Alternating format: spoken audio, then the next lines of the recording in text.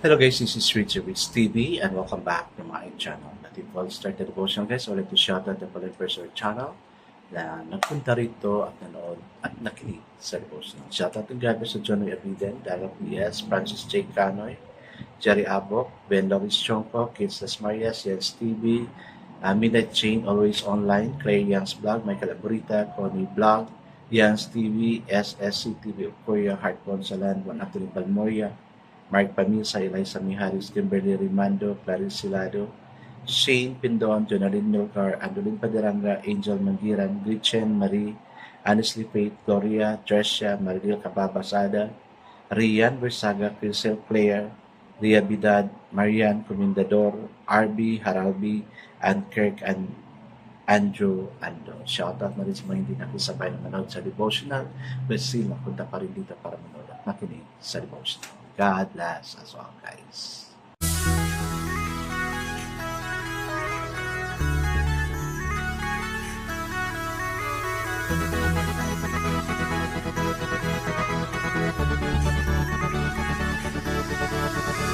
Rich TV, where you heard it, number one is on the top. Good advice is they'll never stop. Rich TV, where you heard it, number one is on the top. Good advice is they'll never stop. So guys, how did you spend your day? Sana everything went well by God's will. Kaya kailangan talaga natin, we have to start our day with God and of course, we have to end our day with God. Kasi if we're going to end and start our day, everything is iron out. No? Sa umaga, if we start our day with God, wow, parang walang masyadong mga problems na na-encounter. And if we're going to have our devotion also in the evening, we can just sleep. Diba? Hey guys, it's up to our devotion. Let's open the Bible to 1 Corinthians chapter 15, verses, saan ba yun? Teka ha, ano kasi siya ng paligsahan. 35 to 49. This is about the resurrection of the body. Still guys, I'm using the devotion study Bible because the word chooses to simplify and maintain that talaga natin. Okay, the word of the Lord in 1 Corinthians chapter 15, verses 35 to 49 says, But someone may ask, How are the dead raised? With what kind of body will they come? How foolish! What you sow does not come to life unless it dies. When you sow, you do not plant the body that will be, but just a seed perhaps of wheat or of something else. But God gives it a body as He has determined. To each kind of seed He gives its own body. All flesh is not the same. Men have one kind of flesh, animals have another, birds another, and fish another. There are also heavenly bodies, and there are earthly bodies. But the splendor of the heavenly bodies is one kind, and the splendor of the earth bodies is another. The sun has one kind of splendor, moon another, and the stars another, and stars differ from stars in splendor. So will it be with the resurrection of the dead. The body that is sown perishable, it is raised imperishable. It is sown in dishonor, it is raised in glory. It is sown in weakness, it is raised in power. It is sown in a natural body, it is raised a natural body.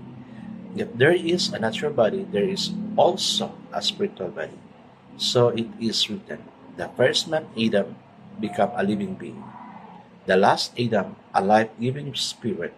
The spiritual did not come first, but the natural.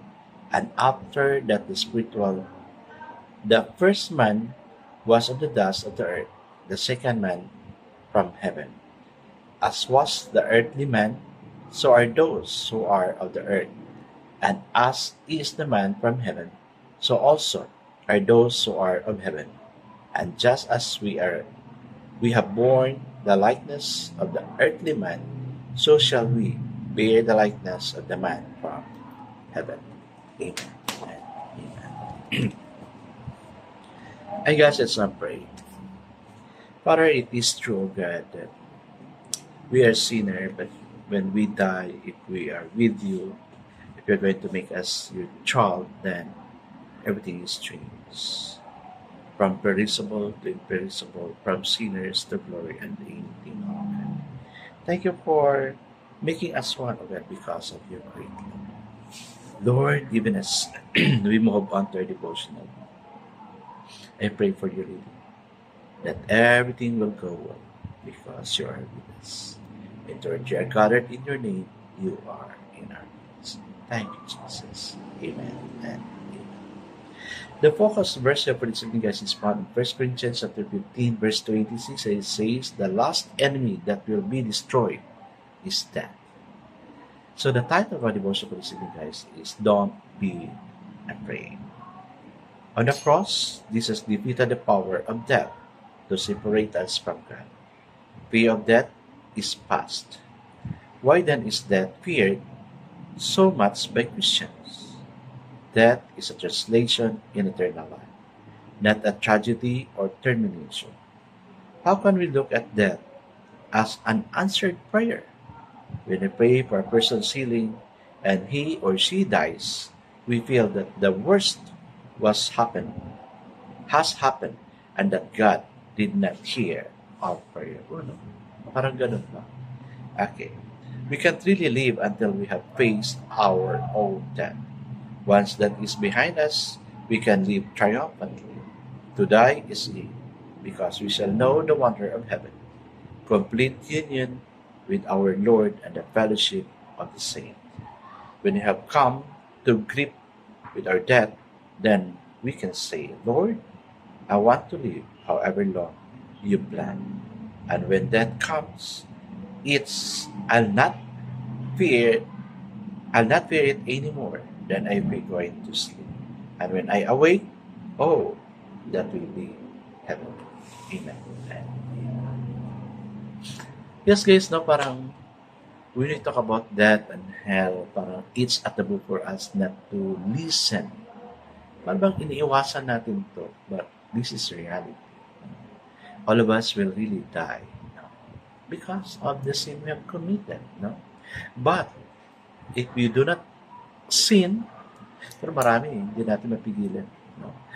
We always sin every day through the things na nakikita natin, through the things that we utter directly from our mouth, yung ginagawa natin. Kaya, let's glorify God. No? Takot tayo mamatay. No? Yung loved ones natin, takot tayo mamatay. Pero wala tayong magawa. That is an appointed time with God. Maski ako, probably it's an advantage on my part because I don't have a family, but I have my pamangkin who is with me. So, may pray din ako. No? Sabi ko nga sa sarili ko, I'm already old. No? Sabi ko, who will take care of me pag mag-retire na? No? Sino kaya? So, let's not think of it first at this time. Kaya may perception na tayo, di ba? Kasi, sabi ni Lord, don't worry about everything and everything in every season God will provide. Don't worry about tomorrow. Just let tomorrow worry for itself. Well, ako, because we all die, sabi ko, I have to prepare myself. I prepare myself spiritually and also prepare myself physically. I have my yung mga insurances, yung mga St. Peter o yung mga Memorial Park kasi nga wala akong pamilya, so hindi na sila mag-away-away kung saan nila ako ilibig. Whatever money I have, properties I have, sila na. Pero nasabi ko na sa kanila, this thing will go to someone, to this, to that. Kasi that's one of our dilemma. No? I guess that's not pray. Father God, the resurrection that awaits us beyond physical death will be but the glorious consummation of the risen life, which we already have. Thank you, Jesus. Amen. Yes, again, I'll ask you, we are to die today. Are you sure you're going to go to heaven? Muni tayo, guys. God bless us always. Business 10 times better. This is again, Richards TV. Kita-kita tayo ulit sa muli. Paalam!